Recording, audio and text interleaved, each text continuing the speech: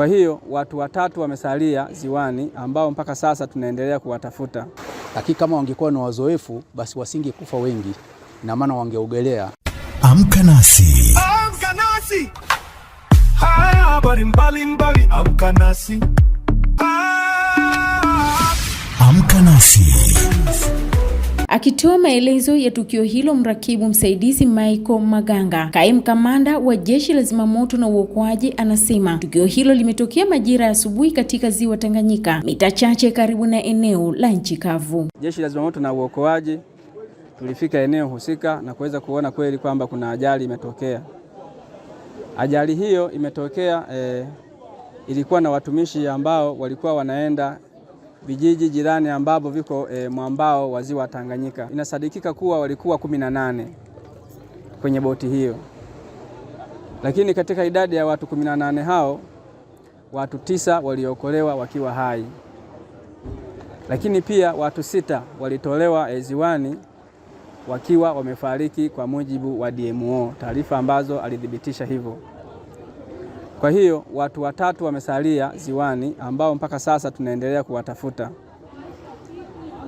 Na watu hao watatu waliosalia jinsia yao ni ya kike wote waliosalia ziwani. Baadhi ya mashuhuda akiwemo Hamisi Muhamedi na Habibu Ibrahim wanasema kuwa majira ya asubuhi kulizuka upepo mkali maeneo ya ziwani, na wakiwa nchi kavu waliona boti likipinduka na kuzama maji kutokana na wimbi kubwa lililosababishwa na upepo mkali.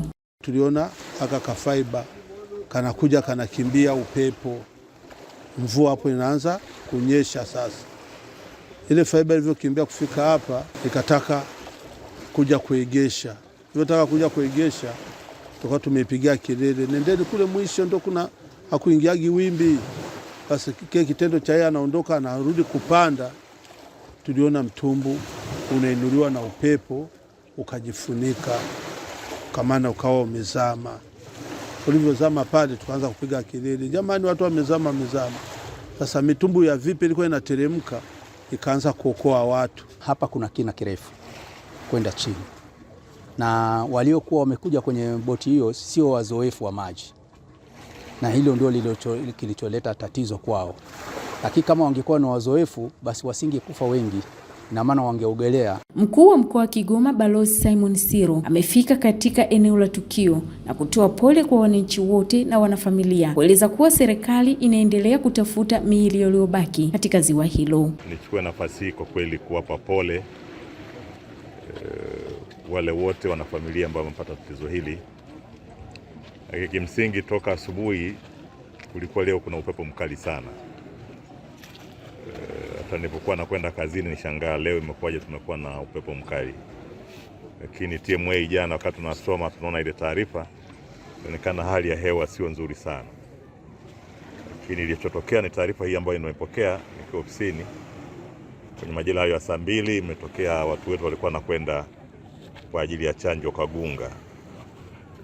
Kagunga iko kwenye wilaya ya Kigoma, na Kagunga kwa boti unatumia takriban saa 1 au dakika 45.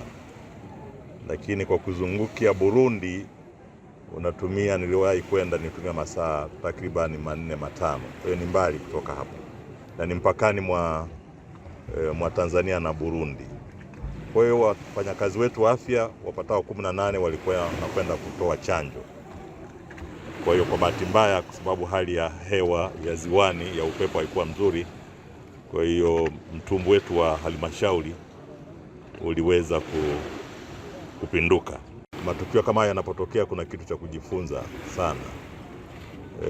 Wenzetu wanautabiri hali ya hewa, na sasa ambao tunazungukwa na ziwa Tanganyika tuna kila sababu ya kuwa tunasikiliza na kufuata maelekezo yao.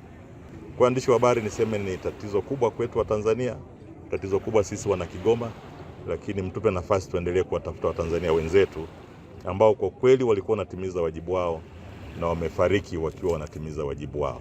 Kwa hiyo mtupe nafasi, tutatoa taarifa kamili baada ya kuona tumepata hiyo mili ya wenzetu, na niwahakikishie tutaipata, kwa sababu hatuwezi kuacha Mtanzania akiwa ndani ya maji. Mwajabu Hoza, Magic FM, Kigoma. Mkapo asubuhi, siku nyingine yapendeza. Nenda East and West, Magic ni best.